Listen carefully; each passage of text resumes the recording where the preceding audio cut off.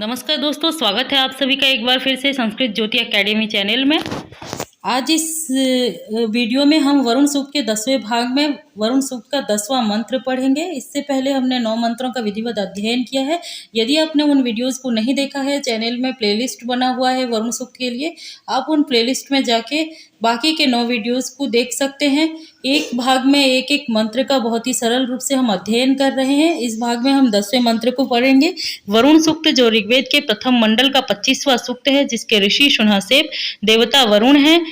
कुल मंत्र 21 है, छंद गायत्री है। आज हम 10वें मंत्र को पढ़ने जा रहे हैं। तो अब देखिए 10वां मंत्र।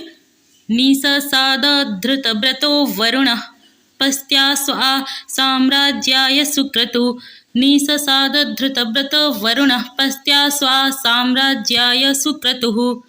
निषसादधृतव्रतो वरुणः पस्त्या स्वा साम्राज्याय सुक्रतुः। इसका अन्वय देखते हैं। अन्वय इस प्रकार है।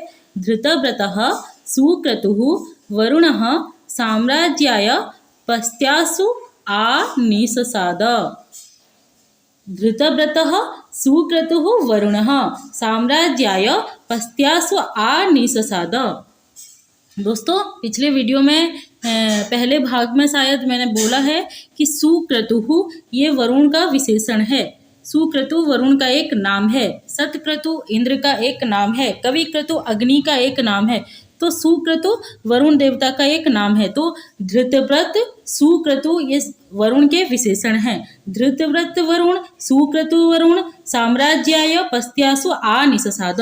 धृतव्रत अर्थात क्या? स्वीकृत कर्म विशेष, यानी कि जो यजमान के द्वारा प्रदान किए हुए हवि का स्वीकार करता है, ऐसा वरुण देवता। और सुक्रतु कौन? शोभन कर्म से युक्त वरुण देवता, शोभन कर्म वाला या शोभन वृद्धि वाला वरुण देवता। क्या? पस्त्यासु आनिससाद। पस्त्यासु अर्थात दैवी प्रजा में, आनिससाद आ करके गति करता है। किस लिए? साम्राज्याय, साम्राज्य की सिद्धि के लिए, शासन करने के लिए, साम्राज्य की सिद्धि के लिए वरुण देवता जो धृतव्रत है, जो सुक्रतु है, वो प्रजाओं में आके गति करता है, विचरण करता है। तो चलिए हम एक बार सायण भाष्य के अनुसार सभी शब्दों के अर्थ को समझते हुए पूरे मंत्र को समझ लेते हैं। तो सबसे पहला शब्द है धृतव्रतः। धृतव्रतः अर्थात पूर्वोक्त वरुणः। पूर्वोक्त वरुणः यानी कि पहले जो वरुण का विशेषण कह दिया गया है। पूर्वोक्त अर्थात स्वीकृत कर्म विशेष, जिसने याग का स्वीकार कर लिया है, ऐसा वरुण देवता। और सुक्रतुः यानी शोभन कर्म से युक्त वरुण देवता। वरुणः अर्थात वरुण देवः। सुक्रतुः शोभन कर्म से युक्त वरुण देवता और स्वीकृत कर्म विशेष वाला वरुण देवता। साम्राज्याय, साम्राज्य सिद्ध्यर्थम, साम्राज्य की सिद्धि के लिए, शासन करने के लिए। पस्त्यासु देवीषु प्रजासु, देवी प्रजा में, दैवी प्रजाओं में, देवताओं में, दैवी प्रजाओं में। आनिससाद, आ अर्थात आ उपसर्ग अर्थात आगत्य, आ करके, निससाद विचरण कर रहा है, गति कर रहा है। यहाँ पे एक चीज गौर कीजिए। निससाद, निससाद का अर्थ है गति करना। यहाँ पे कैसे? निससाद में नी उपसर्ग है, सद धातु है। सद धातु 3 अर्थ में होता है। अवसादने, गतो, विसरणे। अवसादने अर्थ यहाँ पे उपयुक्त नहीं है, विसरणे अर्थ यहाँ पे उपयुक्त नहीं है। यहाँ पे गतो अर्थ ठीक लगता है। इसीलिए वरुण देवता आ करके दैवी प्रजा के बीच में, दैवी प्रजाओं में विचरण कर रहा है।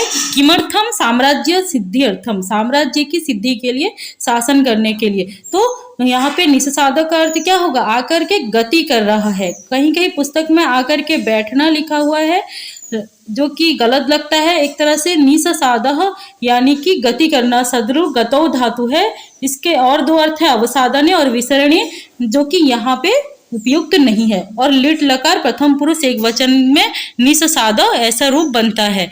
तो कुल मिला के पूरे मंत्र का अर्थ हुआ कि धृतव्रत स्वीकृत कर्म विशेष पूर्वाला पूर्वोक्त वरुण और सुक्रतु यानी शोभन कर्म वाला वरुण साम्राज्य, शोभन कर्म वाला वरुण साम्राज्य, साम्राज्य की सिद्धि के लिए, शासन करने के लिए, पस्त्यासु दैवी प्रजासु दैवी प्रजाओं में आगत्य मतलब आ करके, निस्साद आ करके विचरण कर रहा है, गति कर रहा है। इस प्रकार आज का ये भाग पूर्ण होता है। यहाँ पे हमने 10वें मंत्र को समझ लिया है। अगले वीडियो में हम 11वें मंत्र को समझेंगे। आज के लिए इतना ही। धन्यवाद।